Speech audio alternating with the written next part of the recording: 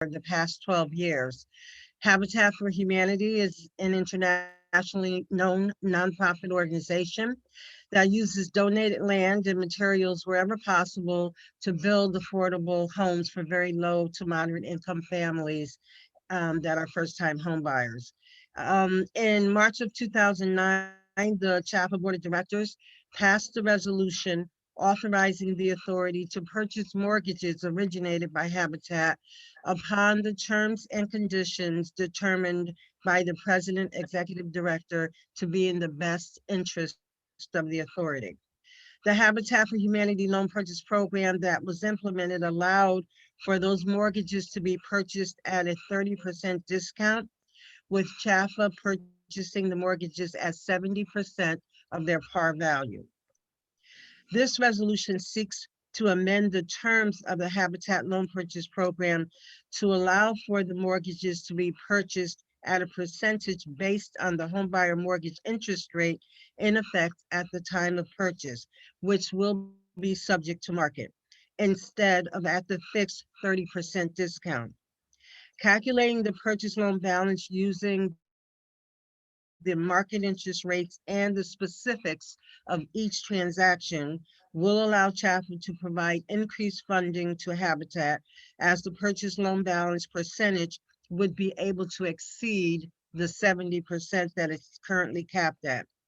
To ensure stability in the financial support of Habitat, the changes will guarantee that regardless of interest rate, the minimum loan purchase amount will continue to be set at 70%. So they will never receive less than what we're currently giving them now, but they would have an opportunity to receive more. There's a matrix in the overview that just describes the program as it exists today, which is 70% of the value. The term is generally 26 years, and the yield that CHFA receives is of about 5%. Under the new plan, the purchase loan balance amount would vary. It wouldn't just be 70%, but it would never be lower than 70%.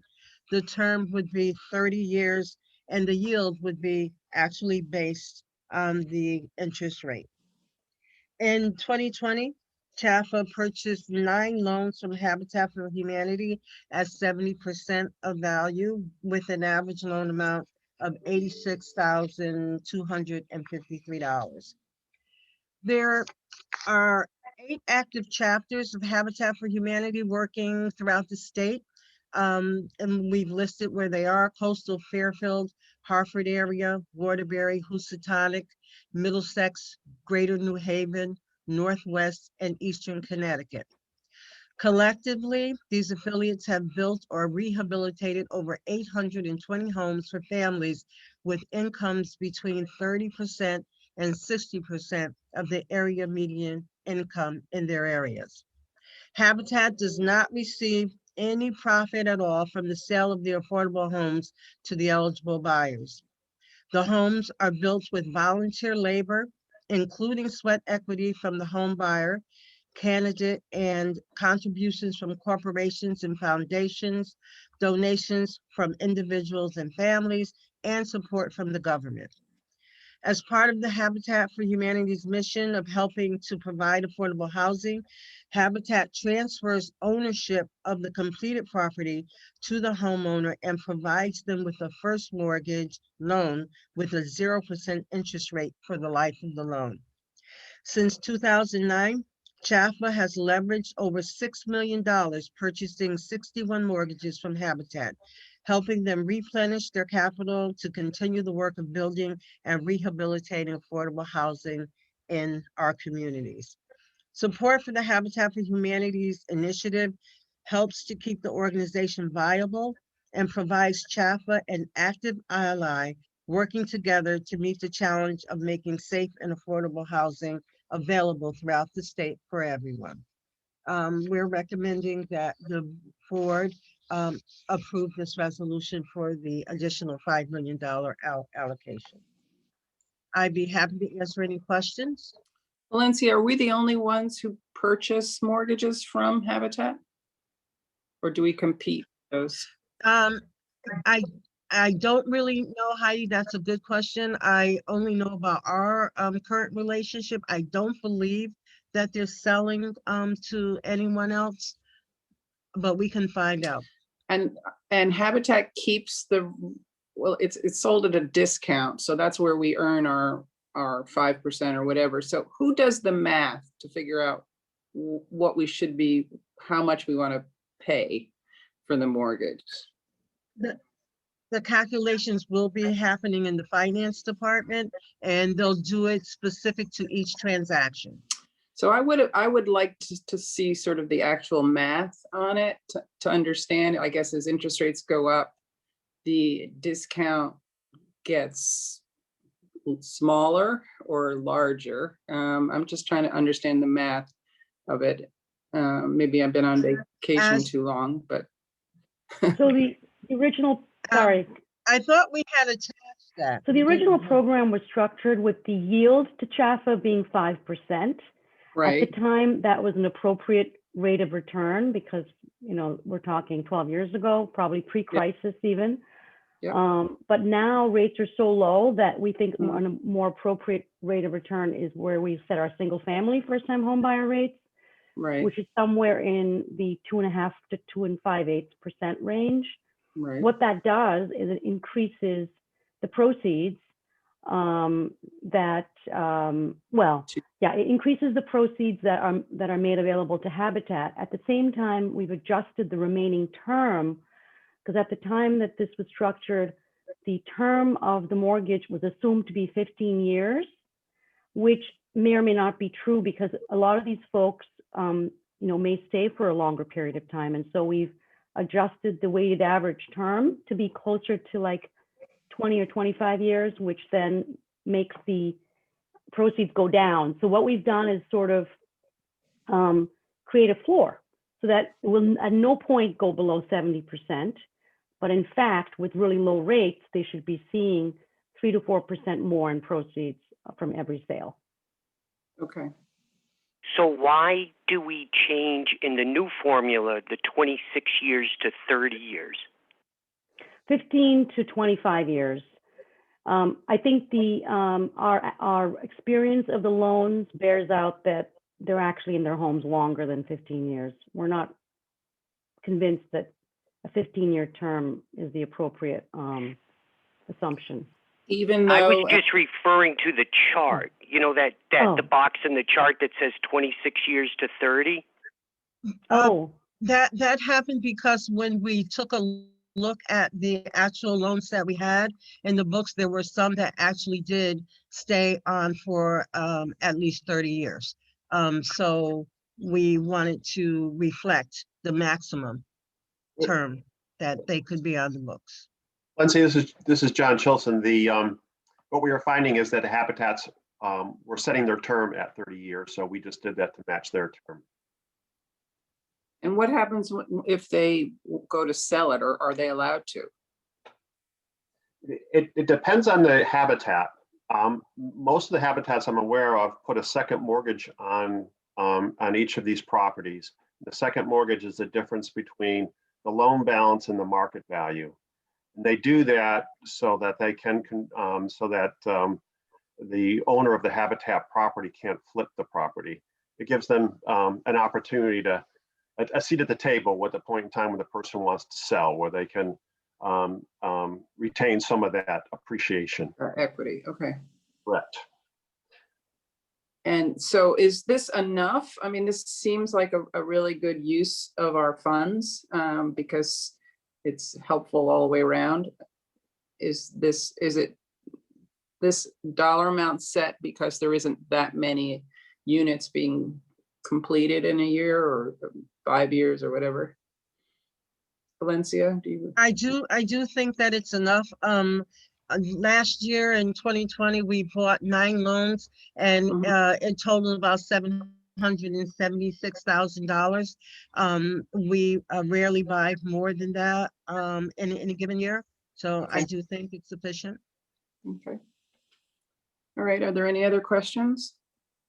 Just one. So when we take the new formula proposed for 2021, did we have a chance to run through the existing program since 2009, what the difference would yield between the two ways of doing it? Or maybe that's too much, but Actually, we did, and Hazin had provided a matrix with an example for us, and I'm sorry, I thought it was included, but it wasn't. So we'd be happy to share it with you. That's what so I that was was a good looking for question. too. Yep, it was. Very good. All right, anybody else? Any questions? Okay, Shelley, you want to do a vote, a roll call? Yes, we don't have a motion or a second. Oh, sorry. Okay. So So moved. Okay. Is there a Second. Okay, DeWinger, yeah, approved. Kylie Goslin, Yes. Steve Kitowitz, Yes. Lisa Tepper Bates, Yes. and Greg Ugalde. Yes. It's unanimous. Thank you. Okay, next up on the agenda is the resolution regarding financing the Hartford Preservation Portfolio in Hartford. Carol, Hi, good morning, everyone. good morning. My name is Carol Gooden. I'm an underwriter in the multifamily department. The resolution before you seeks authorization to issue tax exempt bonds to fund a construction to permanent mortgage loan in an amount up to $20.9 million at a rate of 3.99% during the permanent term and a rate of 4.15% during the 24-month construction term to Hartford Preservation LLC, which the managing member is David McCarthy. The loan will fund the acquisition of 5 properties, including Barber Gardens, Casa Verde, 95 Vine Street, Signa Street, and Enfield Magnolia. All of these properties are Section 8 properties. In addition, this resolution seeks authorization to allow the prepayment of 3 existing CHFA loans that are tied to Enfield Magnolia, Casa Verde, and 95 Vine Street with a program maintenance fee. There's a table below that provides more details about the maintenance fee. This is a preservation project that will support 206 affordable housing apartments, sorry. Many of you may recall that Barber Gardens had canceled the contract for Barber Gardens because the property was unfit for occupancy. Subsequently, all of the tenants were relocated. The existing tenants will be able to return to the property once it's completed. The property will be acquired by the mortgagor, was acquired by the mortgagor in a short sale, so there was no equity takeout. The development will be 100% affordable with 48 apartments targeted for families at 50% AMI and 158 apartments targeted for families at 60% AMI. All of these properties will have a HAP contract, which means that the tenants will pay 30% of their income for rent and utilities, which means that none of the existing tenants will experience a rent increase. Barber Gardens will undergo a substantial rehab while the other 4 properties will undergo mod rehab. This transaction includes LIHTC equity. As some of you may know, the recent COVID relief legislations establish a 4% floor for low-income housing tax credits, which means that the equity for this transaction was increased after that legislation passed. The increased equity was used to reduce the CHFA loan by $2.4 million. The equity was also used to increase the cash portion of the developer fee, which is available during construction to mitigate construction cost overruns. Because the CHFA loan was reduced, the mortgagor no longer needed a pilot from the city of Hartford. The development team includes Heritage Housing with David McCarthy as the sole owner, Haynes Construction, Paul Bailey Architects, and Conover Residential Corporation. All of these team members have substantial experience funding CHFA projects. Other funding sources include bridge loan from the syndicator in the amount of $10.5 million, as well as $927,000 of net operating income, which will be generated during the 24-month construction period, because the residents will be in place. What did he say he's gonna do? The funding sources also include $175,000 energy rebate grant from Eversource, which is tied to energy measures that will be undertaken. The other funding source includes a $1.5 million deferred developer fee. Enfield Magnolia, Casa Verde, and 95 Vine were acquired by CHFA in 2003 with the transfer of the SSHP portfolio.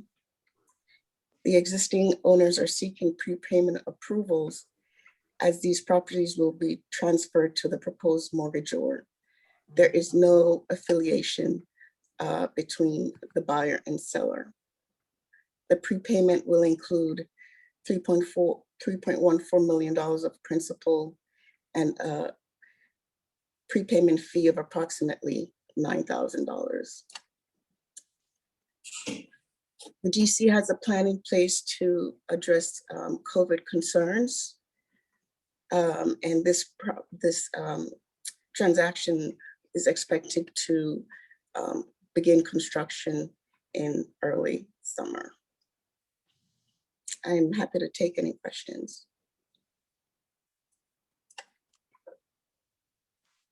This is Heidi again. I think I read somewhere in here that said that any cost overruns, the potential source of that funding would be the developer, but we don't look at the developer's finances, or at least we don't see it in the package.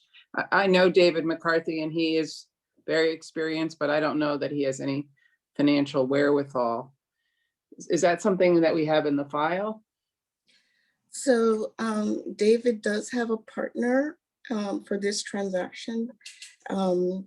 And that partner has sufficient liquidity to support the operating guarantees and the development guarantees, and that information is in the package. Okay, and who's his partner? James Tomlinson. Oh, I think I saw that, right. So, and do we have a certain sort of minimum liquidity that he would have to show for us to say it's acceptable? No, we don't have a minimum liquidity, though he did provide documentation that includes liquidity of up to $7.5 million. So we found that to be acceptable. Okay. Anybody else have questions? I mean, this is a significant size project, so I think it's important that we look at those. And there's probably some unknown as far as those rehabilitation aspects. Anybody else? Any comments? I agree. I guess one question would be, what are the factors that we're keeping a close eye on? I agree. It seems it's quite overwhelming in some ways because there's a lot of moving parts. Yes.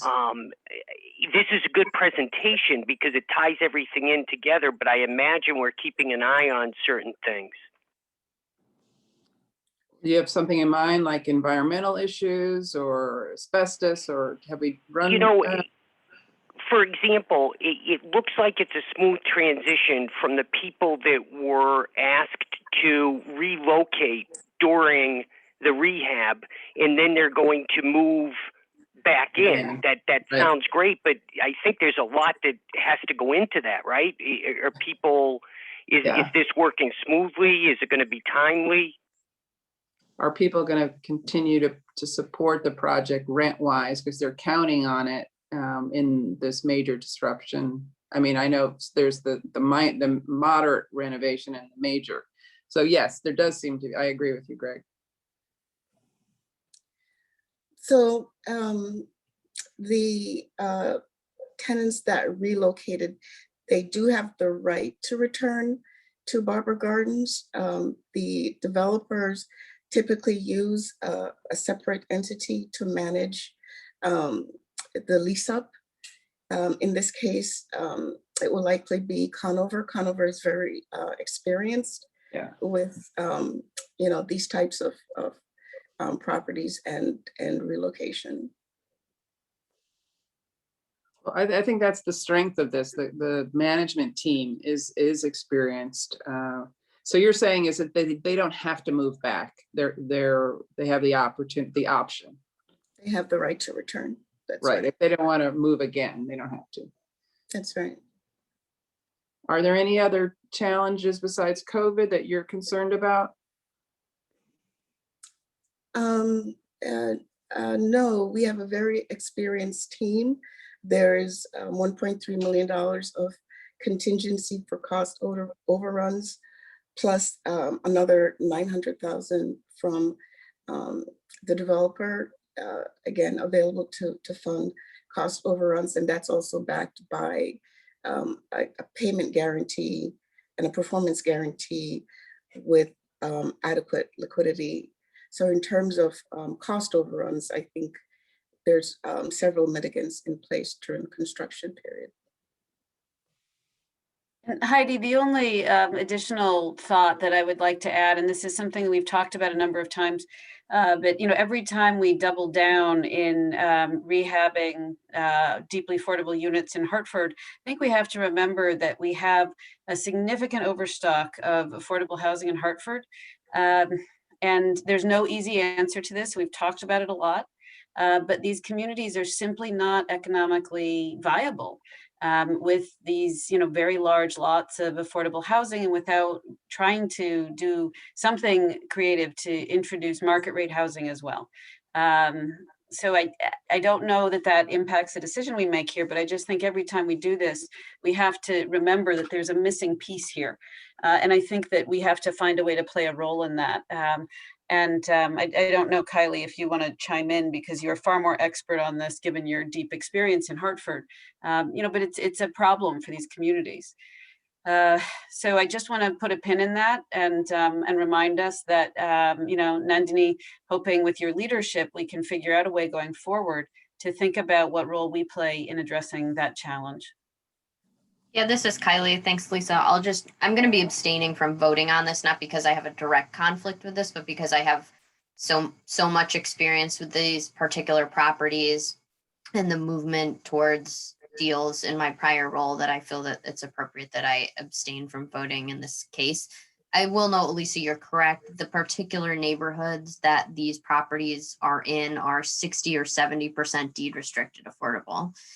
So it's one of those neighborhoods that has an extremely high concentration of deed restricted properties. That being said, there were conversations, I know, and they're having conversations about how do we do that when the market dynamics of that neighborhood do not allow for even a CRDA type funding or that sort of thing to come in and help create mixed income housing as opposed to 100% affordable.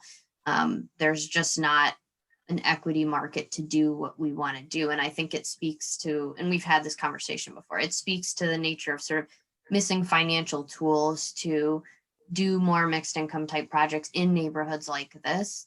That being said, I'll just say there's been a lot of publicity about this project. The conditions there were horrible. So it's a good thing for the neighborhood that these would be rehabilitated. I don't want to suggest anything otherwise. Yeah, no, absolutely. And I concur with that. But I would also just reflect back to this group. Kylie, you had a speaker at the partnership not long ago, and one question put to him, and I'm sorry, I don't remember his name, but it was on this very question about what is the right mix. And if my memory serves, he said that, you kind of have to hit a certain percentage of affordable and market rate for, to achieve the best economic viability. What was that number that he sort of threw out? I don't remember the number, but his name is Alan Malik. Yeah. And I can be happy to get, he has talked about and done some good market analysis in Hartford, but has spoken to this issue. It was one of the first things I talked to him about when I first met him, was sort of, Hartford overall is 40% deed restricted, but then there's pockets like these neighborhoods where it's even higher. And the question then becomes, okay, does there a need to create more economic diversity in our neighborhoods? And it's a really difficult tightrope, right? Because there's a need for housing. There's a need for quality housing, especially in this neighborhood. That's been such a huge problem. So I don't want to suggest, again, that this isn't a good thing in the sense that it's creating quality housing where before we had very substandard housing. But it's an economic challenge that's been there that I think warrants attention and discussion in terms of how we do this better, how we approach this in a more holistic way. Yeah. Just Go ahead. Yeah, I was just going to say, to wrap up. So what my concern was initially about that was my perception, is that when we're in effect competing over these qualified tenants, we're ignoring 80%, forget about 100% median income.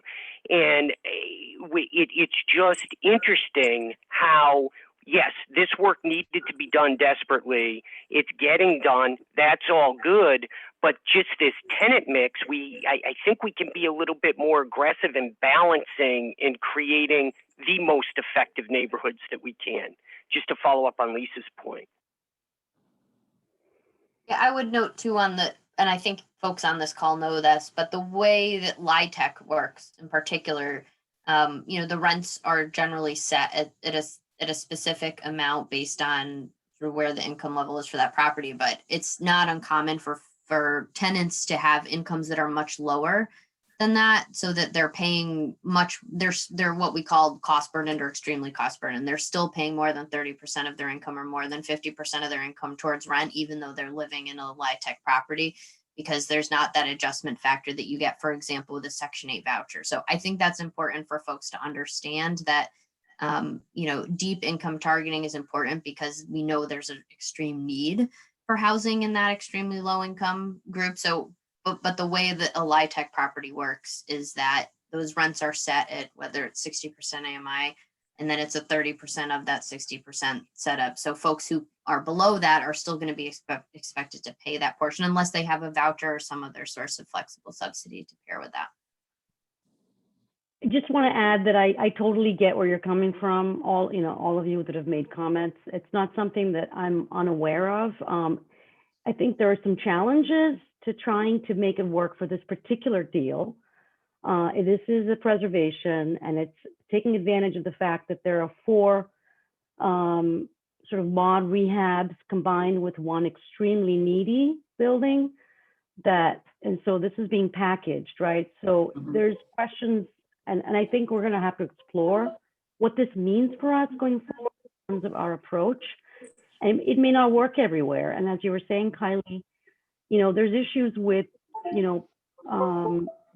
being competitive with market rate in areas such as this, where there may not be the viability of bringing those kinds of units online, and especially for a deal that's a 4% LIHTC equity project, where just the amount of equity that's coming in, you know, and the sources that go in to make this deal viable, you know, may not support the type of mixed income that we would like to see.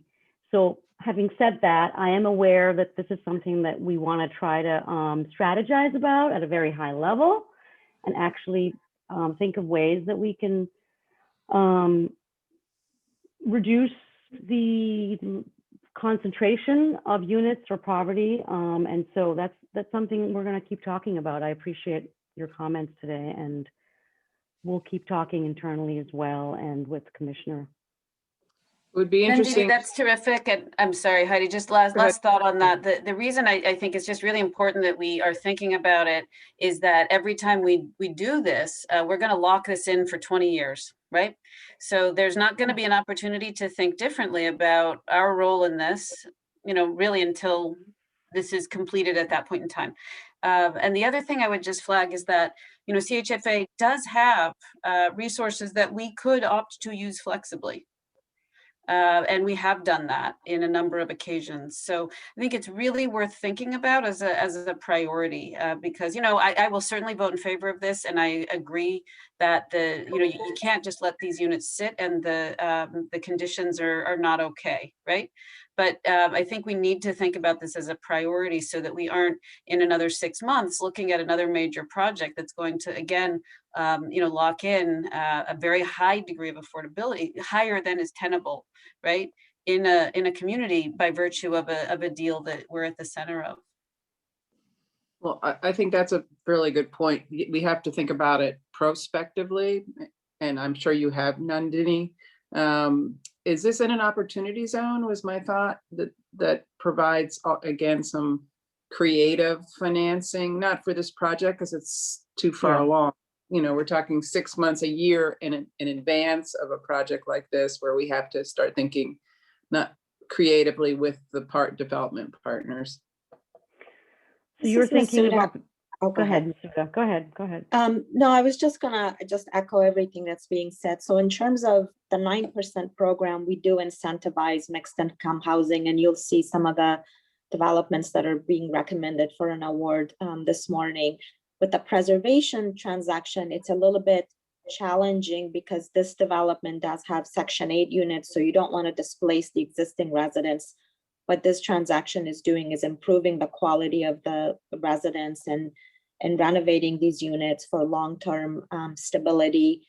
Oftentimes with the preservation project, you just don't have the ability to add new units, again, because you have Section 8 that governs really ultimately how this development is going to operate. So, but it is something for us to think about as we look at future deals to see what flexibility exists and how we can introduce mixed income housing where possible. Great. Anybody else? Any other questions, concerns? Nope. So do we have a motion? So moved. I'll make that second. Okay. All right, Shelley. Heidi DeWinkert, Aye. Kylie Goslin, Jane. Steve Kitowitz, Aye. Lisa Tepper Bates, Yes. Greg Ugalli, Aye. one abstention. Okay. Thank you.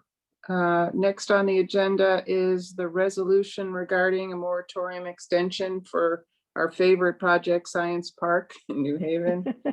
Good morning, Madam Chair. Yes, members of Musada, thank you. Yeah. Yep. I'm pleased to be here to present the recommendation to Mortgage Committee to consider a 1-year moratorium of the mortgage loan to Science Park Development Corporation, also known as SPDC, from April 1st, 2021 until March 22nd, 2022. As part of this moratorium, the mortgagor will be increasing the amount of their monthly principal payment to CHFA from $8,375 to $11,775. This extension will allow SBDC to continue to work towards improving their cash flow, and gain long-term stability with the redevelopment of tracks A and D. I know a number of you have seen this transaction previously, so I'm just going to quickly kind of just give you a highlight of the organization. So SBDC is a nonprofit corporation. They were founded by the City of New Haven, the Olin Corporation, Yale University in the early 80s to redevelop the former Winchester firearms in New Haven into a innovative district with mixed income housing. Two of the former manufacturing buildings known as Building 4 and 5 were converted into an incubator for biotechnology and technology-based manufacturing companies. In 1994, Connecticut Innovations, which is another quasi-public agency, made a $4.9 million loan to SBDC to assist with the redevelopment. And then in 1998, CHFA was asked to come in, and we made a $14 million ITA loan for a commercial building known as Building 5. And we also entered into an intercreditor agreement with CI. CHFA's involvement with this transaction was part of a broader strategy to support neighborhood revitalization in New Haven's Elm Haven community. So the current balance on the CHFA loan is 9.7 million plus accrued interest totaling about 4.8 million at a rate of 5%. Building 5 is the security for CHFA's loan. As structured, principal and accrued interest will be due as a balloon payment on December 1, 2028. As you're well aware, this transaction has been subject to multiple moratoriums. Part of that just has to do with the fact that progress has been slow in meeting the original goals of redeveloping the site. In 2011, SBDC asked for a financial relief on their mortgage, and that's when the first moratorium was approved. And then subsequently, 3 additional moratoriums were approved in 2014, as well as a loan modification where interest continues to accrue at 5%, but it is not payable. So as a result, SBDC is only making principal payments to CHFA and Connecticut Innovations on their mortgages. Most recently in 2019, CHFA's board approved another moratorium with a 2-year extension with monthly principal payments of $8,375, which is again expiring this month, and which is why we're here to ask for another extension. While occupancy levels and cash flow for Building 5 has improved, the progress with developing the eastern courtyard known as tracks A and D has been going slower than expected. In 2018, SBDC entered into a pre-development agreement with Twining and L&M Development Partners to redevelop these tracks into mixed use, including some affordable housing. However, just due to the environmental cleanup that is necessary, progress has been slow. SBDC did receive a $200,000 brownfields assessment to assess the environmental conditions. They did discover serious contaminations, including oil, saturated floor on the floors, asbestos, lead-based paint in the building. So at this time, it's our understanding that both of these buildings will need to be demolished. SBDC has applied to DECD for a $6 million brownfields funding to begin the environmental cleanup. Announcement on that application will be made sometime in June of this year. Meanwhile, Connecticut Innovations Board, they have approved a 2-year moratorium through 2022, through 2023. The source of the payoff for the CHFA loan and the CI loans are the sale of these 2 buildings to the developer that's going to again be redeveloping tracks A and D. So even though SBDC is asking a 2-year extension from CHFA, we believe a 1-year extension is appropriate, just given the exposure. And this also gives CHFA the opportunity to closely monitor their progress. And then as part of this extension, if it's approved, SBDC will continue to provide quarterly reporting to CHFA. So with that said, let me pause and see if there are any questions.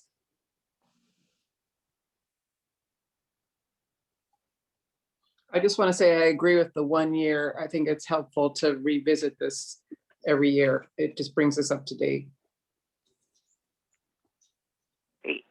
You know, you look at something like this and you can understand the difficulties and, but help us with why the kicking the can down the road. Like, what do we see at the end here that's going to be the fix, the ultimate fix? Yeah, Greg, that's a great question. So, you know, the fix is really once these two tracks, A and D, get redeveloped, ultimately when these are sold to the developer and they begin the cleanup and also the vertical redevelopment, the same developer is also going to purchase these two buildings. The expectation is that CHFA loan would be paid off at that time. However, just given that the progress has been slow, so, you know, the position has been to, between CI and certainly with CHFA, is just continue to work with them, but yet monitor this transaction much more closer. We're actively in conversation with SBDC, with CI, with DECD, just to kind of understand the bigger picture of how all of this is going to come together. I mean, the reality is that this is a challenging transaction, and that's why we're recommending a 1-year moratorium. That way we can continue to keep a close eye on this and revisit this in a year to see where we stand and what action we should be pursuing at that time.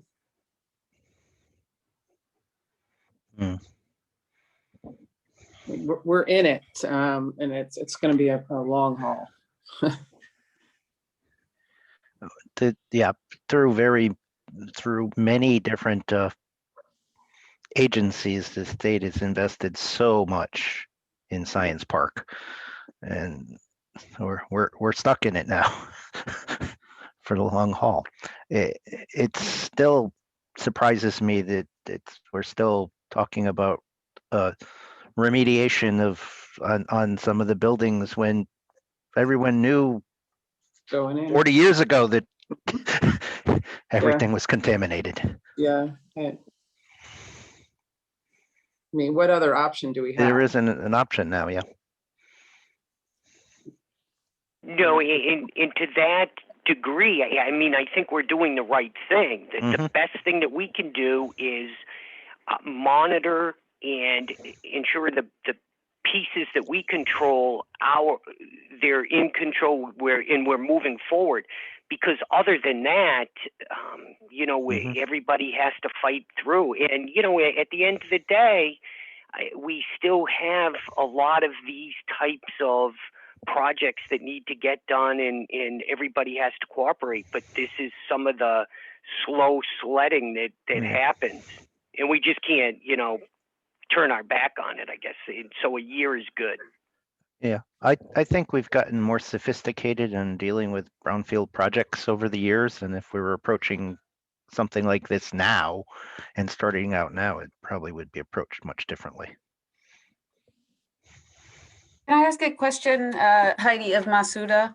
Masuda, do you feel like we have or are we not yet at a clear understanding with regard to what we think is feasible in terms of progress in the year before our next review?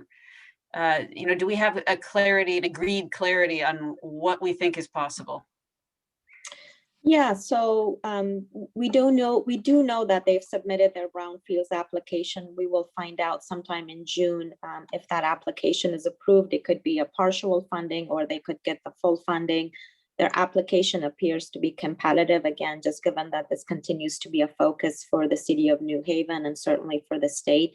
I mean, the park as a whole, it is successful. There's already housing. There is, you know, we have very successful companies, emerging companies, startup companies that are operating out of the incubator. So from an economic development standpoint, this project continues to achieve the goals of for the state. In terms of the housing piece, you also have two very sophisticated developers, Twining and NLM. We understand that they've made a significant investment into this development, so it's unlikely that they will walk away. Now, that's always possible. So in some ways, we are a little bit closer to where we were a few years ago. And also, there's also the recognition that the buildings need to be demolished. It's getting SHPO's approval, and my understanding is that SHPO is also getting comfortable that, you know, the building has to be demolished. And I think once those kind of pieces come together, then the vertical piece is much easier, because again, you've got two very sophisticated developers who can come in and create the long-term vision for finishing the project. I don't think they're going to get 6 million on the brownfields program, out of the brownfields program. I think the cap on loans is 4. So what does that do to it, Masuda? So they have also asked, they have applied, my understanding is they've applied to the City of New Haven for an Urban Act grant. So the city is working with them on that, and that is to, That's still all our money. yeah, I mean. Different the pots of grant, all of our yes. money. Yeah. Right, I mean, this is all state resources, and they recognize that if they don't get the full 6 million, you know, they may get partial funding, they may get denied funding, and so they will just have to reevaluate their application at that point and then determine the best course of action. Okay, anybody else? Questions, comments? Okay, I guess we need a motion. So So moved. moved. Okay. that's- Second. Second. Okay, Shelley? DeWinger, Hi. Kylie Goslin, Aye. Steve Kitowitz, Aye. Lisa Tepper Bates, Aye. Greg Ugaldi, Aye. unanimous.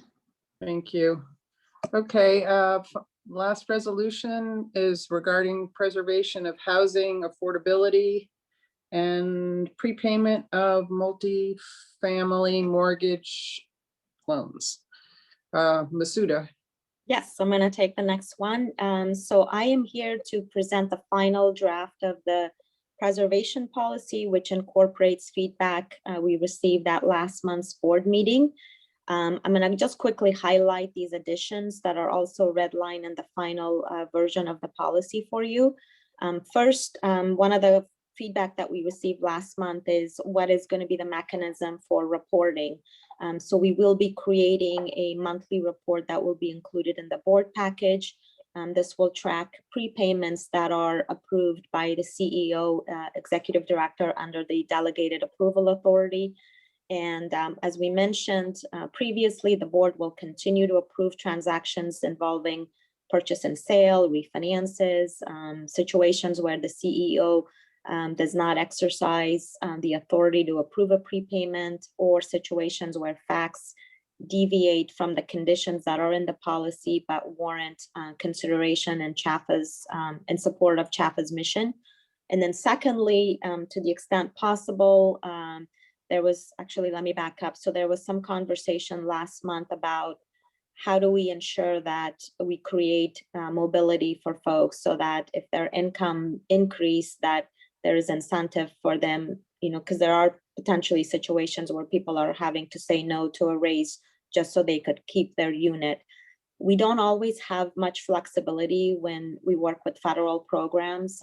However, to the extent possible, when it involves state resources or other resources that may be more flexible, we want to be open to that, to be able to provide opportunities for households wealth formation by reevaluating those requirements, such as the annual certification as a condition for continued occupancy.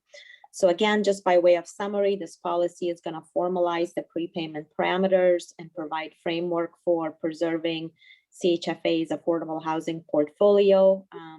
We moved a lot of the technical components into the guidelines, and then following the board's approval, we will begin working on implementing the new policy as well as related processes. So with that said, I am happy to answer any questions.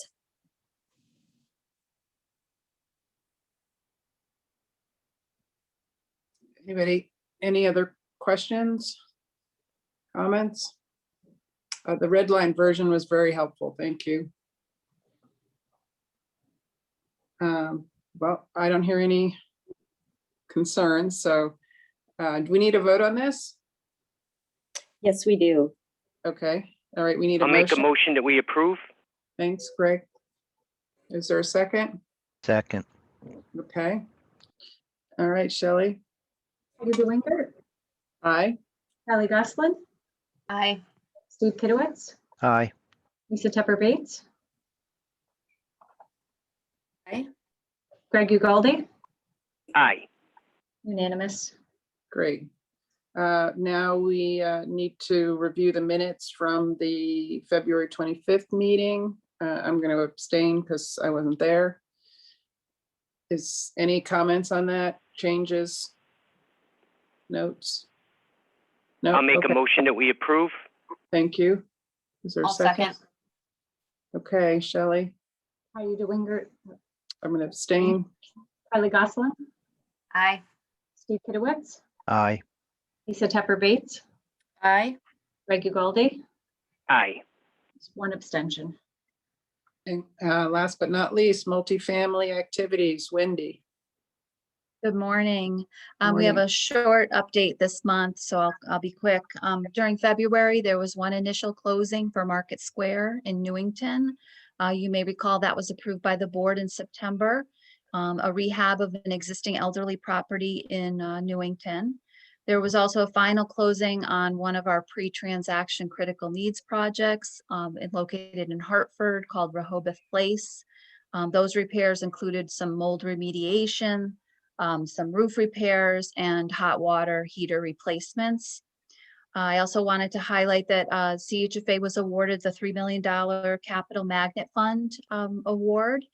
A press release went out at the beginning of March. That was through the part of the U.S. Department of the Treasury's Community Development Financial Institution Fund. We will be matching the fund with $3 million of our own funds. And the purpose of those are to use the award to prevent and end homelessness, finance affordable housing, at least 161 units for extremely low and low income residents. We were one of 5 HFAs in the country to receive the award, and this was the first award received by a Connecticut organization. So we were quite pleased with that. An update on the HACCP program. As you recall, we were using those funds to fund housing authorities and basic needs pantries. That money is almost depleted, but there are still a few applications coming in. And also just quickly, the 2022 QAP task force has still been working, and they're working on revising the QAP at this time. That's it. Thank you, Wendy. Anybody else? Any other comments? Great, I think we're done. I need a motion to adjourn. So moved. Is Second. there- Second. Great. All in favor? Aye. Aye. Aye. All right. Thanks, everybody. Thank you, Heidi. Thank you. 4 minutes to spare. Right, there you go. Perfect. Thanks.